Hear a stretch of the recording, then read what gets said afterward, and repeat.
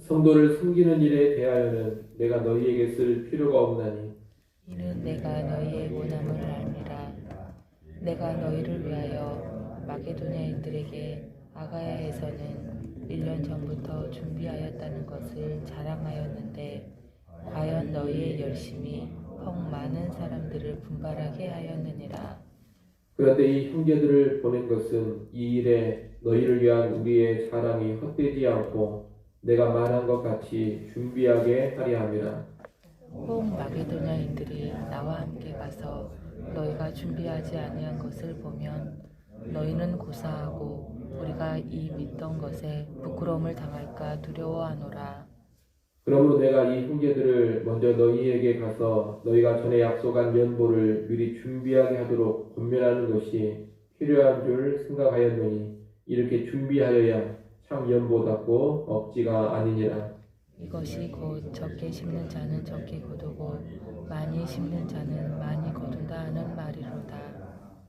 각각 그 마음에 정한 대로 할 것이요 인세가 물으나 억지로 하지 말지니 하나님은 즐겨내는 자를 사랑하시느니라. 하나님이 능히 모든 은혜를 너희에게 넘치게 하시나니 이는 너희로 모든 일에 항상 모든 것이 넉넉하여 모든 착한 일을 넘치게 하게 하려 함심이라.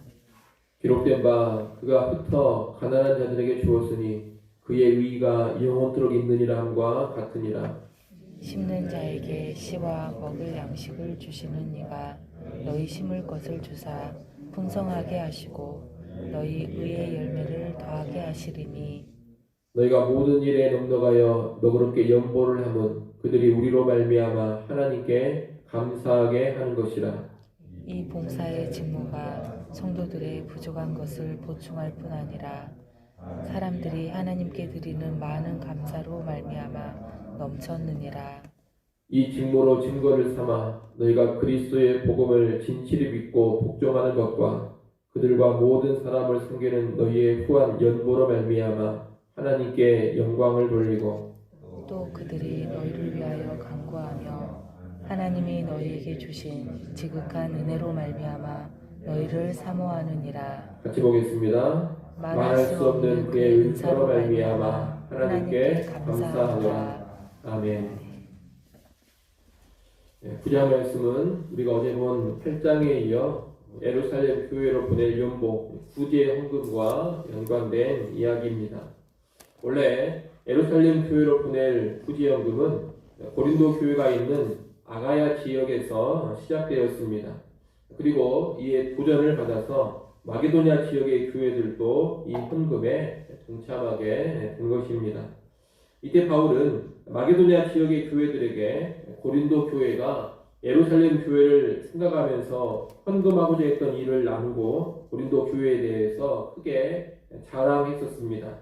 그런데 이렇게 자랑까지 했는데 혹시라도 고린도 교회가 굳이 헌금하는 일에 지지부진하게 된다면 덕이 되지 않을 것입니다. 그래서 바울은 고린도 교회가 이 부지헌금을 내고 전달하는 사역이 잘 이루어지도록 하기 위해서 디도를 포함한 3명의 형제를 보낸 것입니다. 바울은 오늘 보면 3절 5절에서 이 세 형제를 보낸 이유를 말합니다. 첫째는 바울이 고린도 교회에 대해서 자랑했던 일이 헛된 일이 되지 않도록 헌금하는 일을 독려하기 위해서입니다. 둘째는 준비해서 드려야 참된 헌금이 되기 때문에 헌금을 미리 준비할 수 있도록 하기 위해서 이들을 보냈습니다. 바울은 이어 6절부터 10절에서 헌금의 2가지 원칙을 이야기합니다. 첫째는 자원함으로 즐겨 내야 한다는 것입니다. 6절, 7절에서 그 이야기를 합니다. 6절, 7절 말씀 여러분이 한번 읽어보십시오. 6절, 7절 있습니다. 이것이 곧 적게 심는 자는 적게 거두고 많이 심는 자는 많이 거둔다 하는 말이로다. 각각 그 마음에 정한 대로 할 것이요 인색함으로나 억지로 하지 말지니 하나님은 즐겨내는 자를 사랑하시느니라. 아멘. 적게 심으면 적게 거두고 많이 심으면 많이 거둔다. 6절에서 이렇게 말하는데 이 6절 말씀은 오해의 소지가 있습니다. 헌금하는 양이 많으면 많이 갚아주고 양이 적으면 적게 갚아준다, 이런 식으로 이해할 수가 있다는 겁니다. 이렇게 이해하면 부자들이 복 받는데 훨씬 더 유리할 것입니다. 하지만 이 말씀은 그런 의미가 아닙니다. 적게 심는 자는 인색하게 내려는 것을 말하고, 많이 심는 것은 자원함으로 넉넉히 내려는 것을 말합니다. 즉 인색한 마음으로 헌금하는 자는 적은 복을 받고, 자원함으로 넉넉한 마음으로 헌금하는 사람은 많은 복을 받는다, 이런 말씀이 6절 말씀입니다. 굳이 양으로 따진다면 절대적인 양이 아니라 상대적인 비율의 양이라 이렇게 말할 수가 있겠습니다.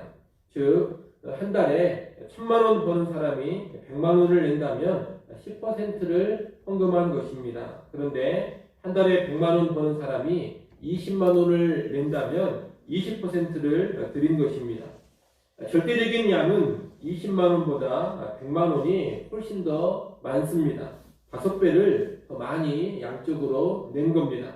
하지만 하나님께서는 100만 원 낸 사람을 보고 더 많이 냈다, 이렇게 보시지는 않습니다. 하나님 앞에서는 20만 원 낸 사람이 더 많이 낸 겁니다.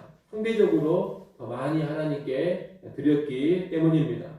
누가 더 자원하는 마음으로 넉넉히 드리고 있느냐? 20만 원을 헌금한 사람이 자원하는 마음, 넉넉한 마음이 더 큰 겁니다.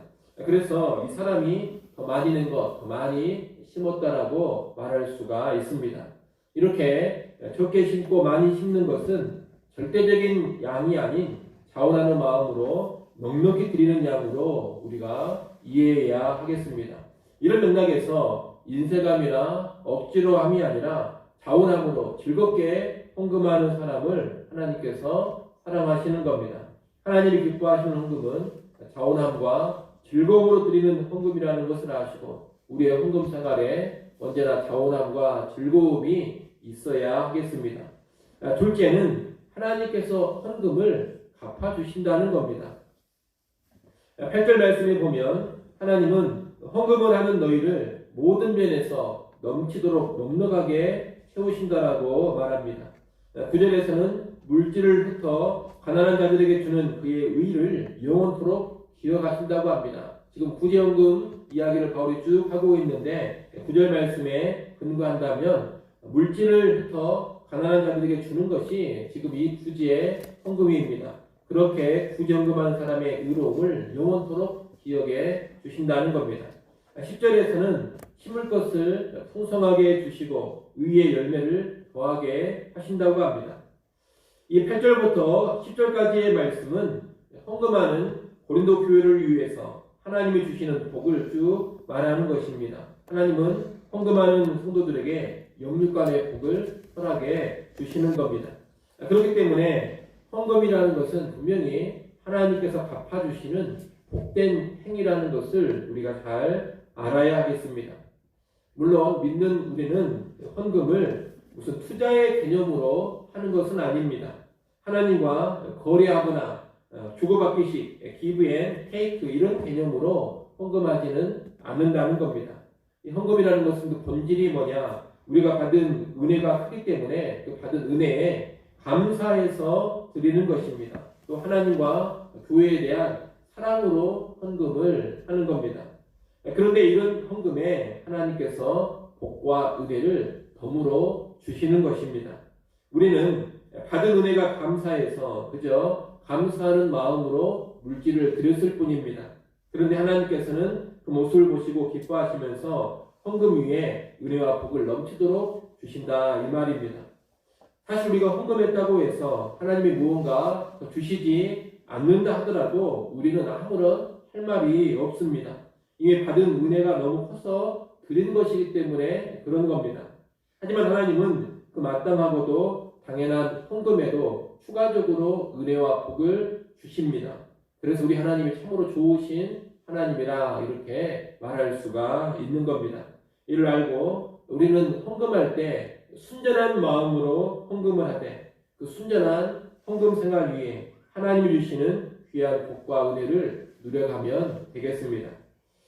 마지막 부분인 11절부터 15절까지 말씀은 이 구제연금 사역이 가져올 결과를 말하고 있습니다.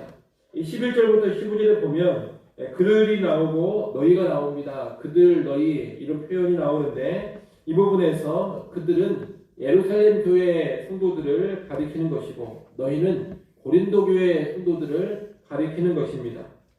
지금 이 구제연금 사역은 이방인 교회인 마게도냐의 교회들과 고린도가 있는 아가야 지역의 교회들이 유대인 교회인 예루살렘 교회를 돕고자 하는 것입니다.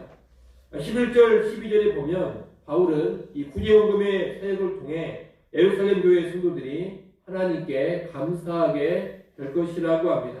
이 헌금 사역으로 인해 하나님을 향한 감사가 가득해지는 겁니다. 또한 이 구제연금을 통해 예루살렘 교회는 무엇을 알게 되느냐? 이방인 교회들이 참으로 복음을 진실히 믿고 복음에 합당한 삶을 살고 있다는 것을 알게 됩니다. 그래서 바울은 13절에서 예루살렘 교회의 성도들이 이방인 가운데서도 참으로 복음이 역사하고 있음을 확실히 알게 되고 이로 인해 하나님께 영광을 돌리게 될 것이다. 그렇게 말하고 있습니다. 그리고 이어지는 14절에 보면 이 구제연금을 통해 예루살렘 교회는 이방인 교회들을 더욱 기억하고 그들을 위해 기도하며 이방 교회를 사랑하게 될 것이라고 말합니다.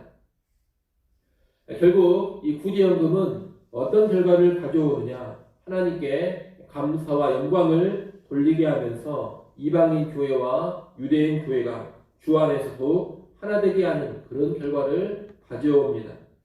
본래 이방인과 유대인 사이의 장벽이 참으로 높은데 복음은 이 장벽을 무너뜨려서 이방인과 유대인을 하나 되게 만들어 줍니다. 그런데 지금 드리는 이 구제연금이 그러한 복음의 은혜, 복음의 능력을 더욱 강력하게 드러내는 겁니다. 이방인의 사도인 바울은 이방 교회와 유대 교회의 하나됨을 늘 의식하고 있었습니다. 그래서 이 구제연금을 통해 그 하나됨을 더욱 견고하고 온전하게 만들고자 했던 겁니다. 오늘날 우리 헌금도 방금 말씀드린 이런 두 가지 결과를 가져와야 하겠습니다. 헌금의 결과는 일단 하나님께 감사와 영광이 돌려지는 것이 되어야 합니다. 헌금을 드리면서 또 이 헌금이 바르게 사용되어서 하나님께 감사하고 하나님께 영광이 되도록 해야 할 것입니다. 또한 이 헌금을 통해 성도와 교회들의 하나된 연합이 더욱더 견고하게 되어져야 할 것입니다. 헌금을 통해서 교회 안에 특정한 그룹이나 개교회 하나만 유익하게 되는 그런 일이 나타나면 안 됩니다. 헌금을 통해서 온 성도들이 하나 되는 결과가 나와야 되고 헌금이 잘 사용되어서 개교회를 넘어서서 이 땅에 교회들이 하나 되는 그런 모습이 나타나야 바람직한 헌금이라 그렇게 말할 수가 있겠습니다. 그래서 우리의 헌금도 특정한 그룹이라든가 우리 영광교회만 좋아지는 것이 아니라 교회 안의 모든 성도들이 헌금을 통해 유익을 누리고 우리 교회를 넘어서서 다른 교회들과도 사랑의 연합이 잘 이루어지는 그런 헌금으로 나아갈 수 있도록 해야 하겠습니다. 아무튼 우리가 오늘 본 헌금에 관한 내용을 잘 기억하면서 우리가 헌금할 때는 감사와 자원함으로 즐거운 마음으로 헌금하시고 또 이 헌금의 결과로 교회 안에 하나됨, 교회를 넘어서는 교회들의 하나됨이 잘 이루어질 수 있기를 간절히 소원합니다. 기도하겠습니다.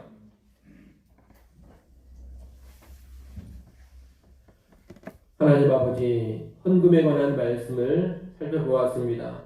오늘 우리가 하나님께 헌금을 드릴 때에도 감사와 자원함이 넘쳐나게 하여 주시옵소서. 감사와 자원함으로 인색함 버리고 후하게 하나님께 드리는 주의 백성 될 수 있기를 간절히 소원합니다. 또한 감사와 자원함으로 후하게 드리는 헌금 생활 위에 하나님께서 말씀하신 복과 은혜가 풍성하게 차고 넘치게 하여 주시옵소서. 또한 우리의 헌금 생활의 결과가 하나님께 영광과 감사가 되게 하시고 성도들과 교회들의 하나됨을 이루게 하여 주시옵소서. 헌금을 통하여서 그릇된 모습이 나타나는 것이 아니라 헌금을 통하여서 참으로 아름다운 열매들만 맺혀지게 하여 주시옵소서.